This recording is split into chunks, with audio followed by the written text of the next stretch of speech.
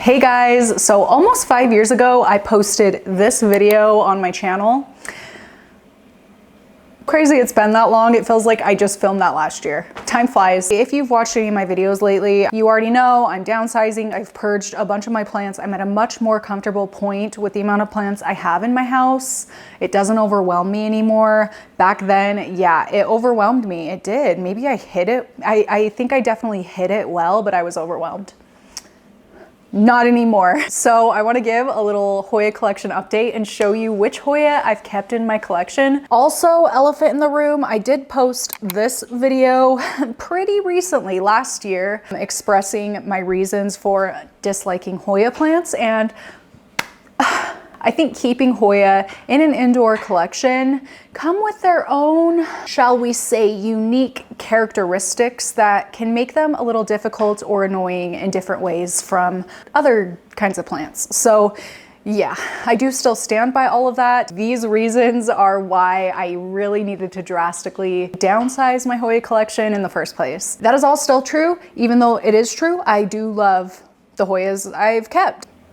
Where should I start? I'm gonna start with two I keep on my IKEA shelf here. This is Hoya No ID, and even though it doesn't have an ID, it very much resembles a Wilbur Graves. This one has been very fun to have and watch grow in, to see how that silvery variegation develops over time. The silver variegation is fun because if you give this plant a lot of light, the silver will blush and turn pink. So cool. Yeah, you can see a bit of that blushing, especially on this leaf. You can see a little bit of that blushing on the silver bits. So this has been such a cool Hoya to have and very easy to keep. It's in a nursery pot right now, but here soon I am going to be repotting it into this planter. It is a little bit of a slower grower, but I'm good with that, honestly. The other upstairs Hoya I have is Hoya Bella, which I have expressed recently. I very much struggle with this variety. I still do. But a lot of you actually gave me the tip that this does not like to dry out the same way other Hoyas do. And I think that keeping this watered more has helped it a lot.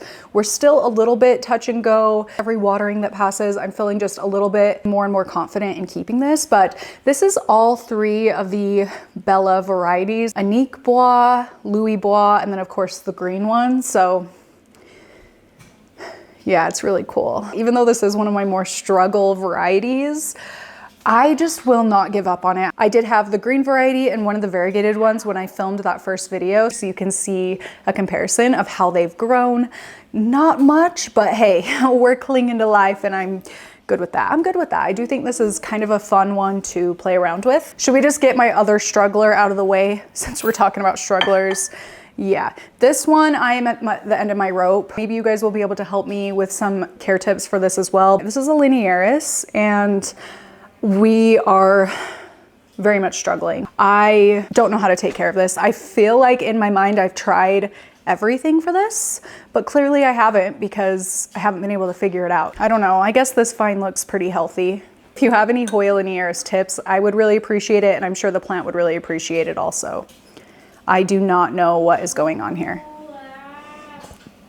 One of my top favorite is the Polyura. I actually have 3 pots of this. I've just chopped and propped and separated and propped and done all of that with this plant so many times. I absolutely love this plant. It's so fun to grow. I love the unique mermaid fin looking leaves. The one thing I will say I figured out with this one is it seems to prefer a little bit lower light. It doesn't seem to appreciate super direct sunlight for very much throughout the day. That's my one thing with this, but I do think it's such a gorgeous Hoya variety and very, very easy and simple to keep. So highly recommend. Top of the top, like maybe even top favorite. Top all-time favorite for me. Next, Hoya Matilde. I also had this one in my first Hoya collection video, so I'll throw up a little photo here. Another one that I feel like likes a little bit lower light. I love the button-shaped leaves. It's a little bit splashy, and the leaves are just the tiniest bit fuzzy, which I love. The fuzzier a plant looks, the more I like it, I think. Yeah, this is up there. Yeah. Some of the leaves come in with really cool splashy variegation like this. So pretty. This is Hoya Memoria, and this is Hoya Memoria last time. It has really very much thickened up since that last video. I don't have too much to say about this one because it is a little bit more of a low-key variety in my opinion, in my collection. I don't really have to dote on it too much. It just kind of does its thing, and we say hi in passing during waterings every once in a while, and that seems to do the trick. Pretty cute, right? Yeah. Hello. Hey, what? Now to the smallest Hoya in my collection, Hoya Lakinosa Snow Cap. It is so teeny tiny. This is another struggle variety for me. As much as I love it and think it's so cute and the coloration is so, yeah, icy, snow cap, icy. It's been difficult. I don't know what care this needs. Yeah, look at that really beautiful silver. Oh my gosh, it is really pretty. So I hope at some point I'm able to figure this one out in my home. Hoya Lakinosa Snow Cap. This is a Hoya Fuensis, I wanna say. Maybe Fuensis, but I don't think that's right. Anyway, it was long, dang it. Before the start of the summer, this was just one vine. Did at the start of summer just chop the individual nodes, potted them in so that I could have 4 different growth points in my pot. I just prefer the look of a more full Hoya plant as opposed to just one vine. Well, that's not true because I have a lot of one viners too that I haven't chopped. But this one in particular, I wanted it to be really full because this plant gets fuzzy. Talking about loving fuzzy leaves, this one is so fuzzy and cute and cool, and I just love it. It has such a different look from other Hoyas, especially in the variegation. The splashiness seems almost, love it. All right, so I'm gonna show you these two together. This is Hoya Petilotta. This is also Hoya Petilotta, round leaf. So these are like basically the same thing. I really had a hard time finding the ID of this, but fortunately April from Unsolicited Plant Talks, the like Hoya queen on the internet, in my opinion, helped me to ID this. And yeah, it is, these are both Petiolottas. This is just the round leaf form. I think they're cute. I think they're cool. I love the skinny long leaves with those deep dark veins. I think that's so beautiful. And the round leaf. I don't know if I should say this in front of the plant, but if I had to pick just one or the other, I would choose the regular one. I just really prefer the look of this leaf shape a lot more than this one, but cute. Oh crap, what is this one called?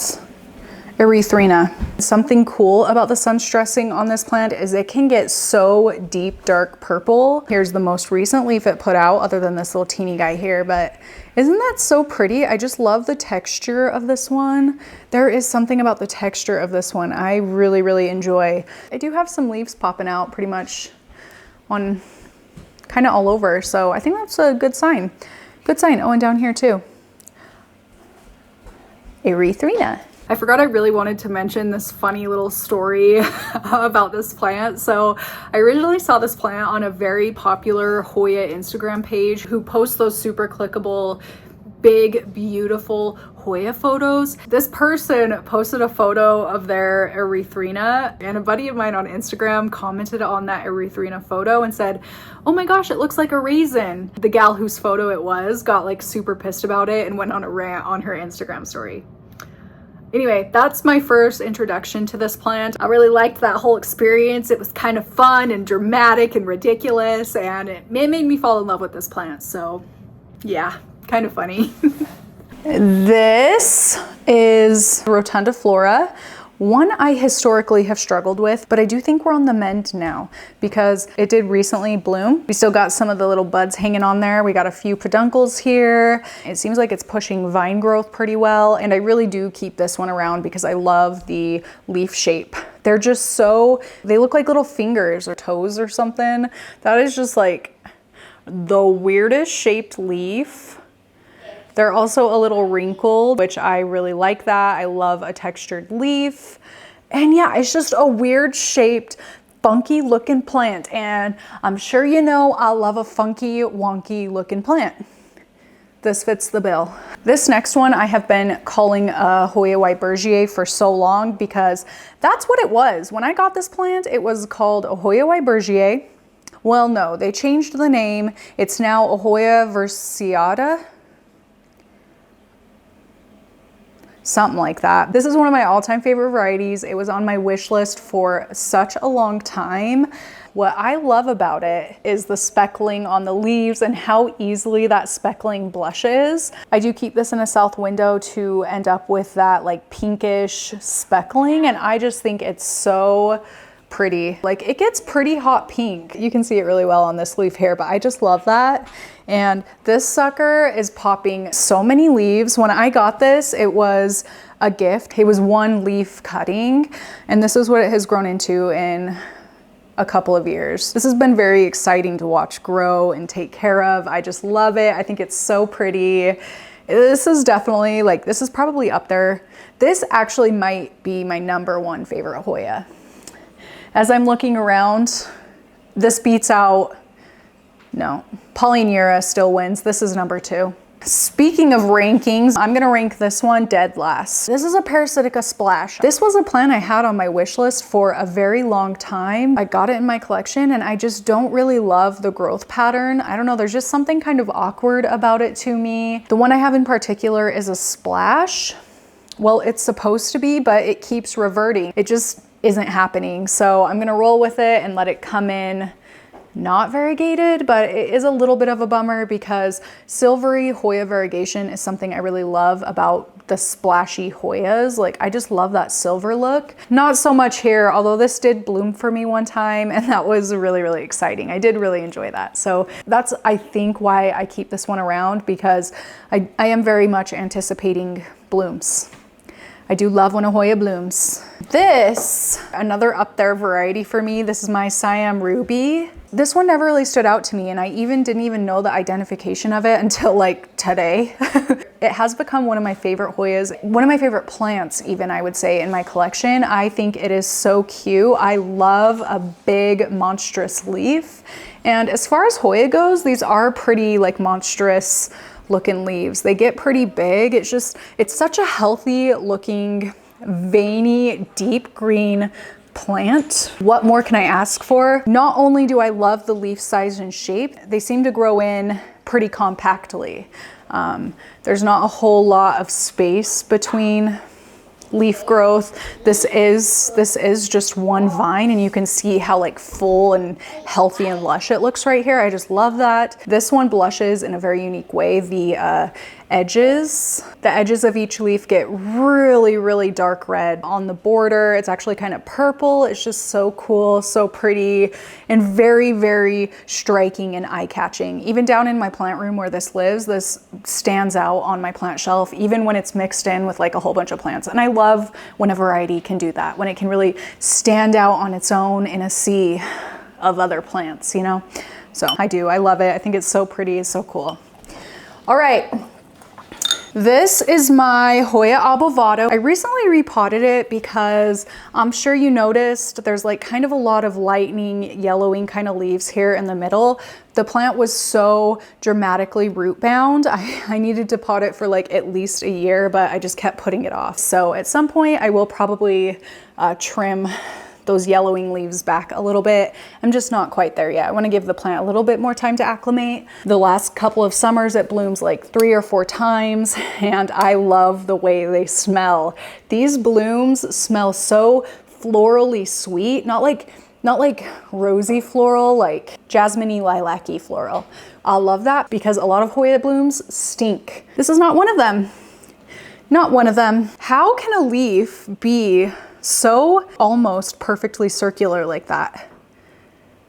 So uniformly, perfectly, well, that one's not perfectly circular. It's crazy. It looks made up. Albato. This is my Hoya species Aphenis Btonier. This is a big culprit for my dislike of Hoyas. I just cannot get myself to get rid of this because emotionally, I feel like we have a connection. Me and this plant have been through a lot. This is one that every couple years I take top cuts off of the end of each vine and restart with the plant. So this is my restarted plant as of last summer, and it has not bloomed for me yet. I'm kind of dreading the day it blooms because once this sucker blooms, it really blooms. It'll bloom once and then all of a sudden there'll be like 20 peduncles on it, and they smell like cat piss to me. Butterscotchy cat piss. And I don't love that. And they also leak a lot of sap. So I really do not enjoy this one for the blooms at all. This is my Globulosa longleaf. Oh my gosh. Do you see how crazy long these leaves get? It was named correctly. The leaves are so long, so dramatic. The deep dark veining on them, and then also this kind of rippled texture along the edges is so cool and so unique. I just love it. You might think a plant with big long leaves like this would be difficult to take care of, but no, you guys, this is such an easy variety for real. I have never had a single issue with this plant, never. Oh, and also this one is another fuzzy guy. So I love that. And I've noticed with the fuzzy plants, they seem to deter pests. Like the fuzzier a leaf is, the less likely it seems like a pest is going to attack that plant. I have never, even though I've had mealy issues with a lot of my Hoyas, I have never once seen a mealy on this plant, and I do think it's because it's fuzzy. Just a fun little extra thing that I love about it. Look at that long vine. So cool! Globulosa longleaf. This is my Hoya Chelsea. I'm gonna throw up a screen grab of this exact plant from my last Hoya collection video to really paint the picture of how much of a decline I've had with this plant over the years. It was up there for me in my favorite Hoyas for a long time. It just seemed like all of a sudden it got really sad. If I'm being honest, I think it's because I kept this in my grow tent for a long time. Maybe I had it in too much light. I've moved this outside for the summer, and I do think that it is helping. I hope that this one will come around and glow up once again. I do have high hopes for it because this is a variety I really enjoy the leaf shape. Yeah, I hope we can come to terms. I do. 3 more that I can't move. Number 1, Hoya Dawinces. Up there for me, up there for me. I love the growth pattern of this thing. The vines are really grabby and reachy, which sometimes can be annoying in a Hoya, but I love this one because once a vine grabs and reaches, the leaves are gonna come in very densely. It just always kind of looks full. And outside of that growth pattern aspect, the leaf shape itself is so cute. They're very buttony, which I love that look in a plant. I have a lot of plants with the button leaf type looks, but this one has a very exaggerated rippled leaf edges, which I love. I think it's so cool. I'm not bringing this plant up here because the vines are tangling around my shelf, and I would love if my shelf was just like full of Hoya Dawinces. I'm really hoping that that'll happen. This is a favorite of mine. I haven't had any issues care-wise with it. It's been very, very easy. Another one I'm not bringing to show you is my Hoya Dipterra, which lives in the bathroom. I just have it hanging.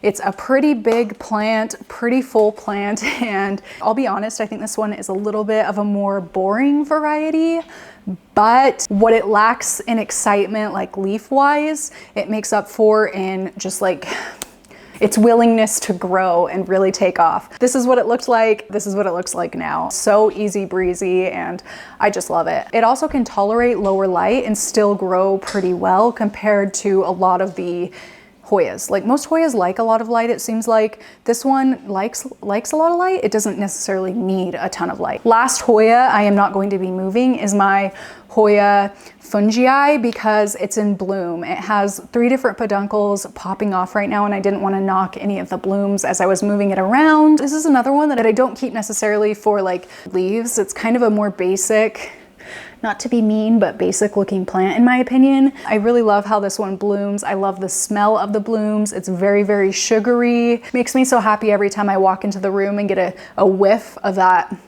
fungi bloom smell. It has been a very easy variety. So what more could I ask for, you know? Did I mention all of them?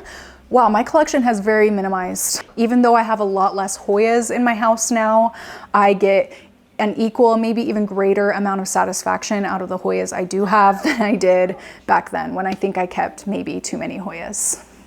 But now I love them all. They're my little babies. I love them. Oh my gosh, I forgot about one of my favorite ones. This is it, Hoya Ganungading.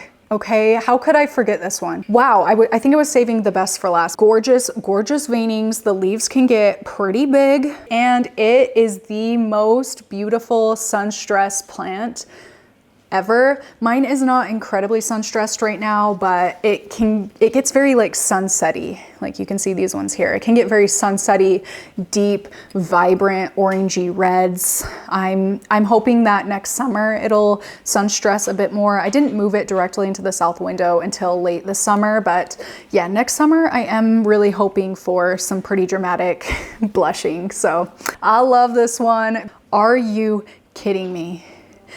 Are you kidding me? Look at that. Oh, these are the deepest, most exaggerated veins I've ever seen on a plant.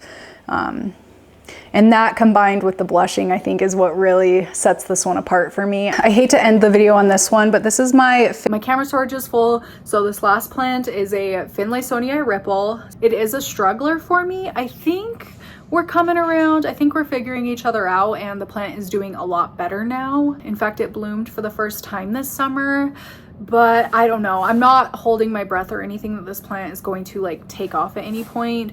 It has grown a little bit, not much. This is the same plant 4 years ago, if that says anything about how much I'm struggling with this plant. It just doesn't really grow for me. So I hope I can turn that around. I hope I can turn that around. I'm trying, fingers crossed, thoughts and prayers, all the things. That's my entire Hoya collection. I appreciate you being here with me today to talk about my Hoya plants. I hope it was a good time, and yeah, that's gonna be it for this one. I will see you next time.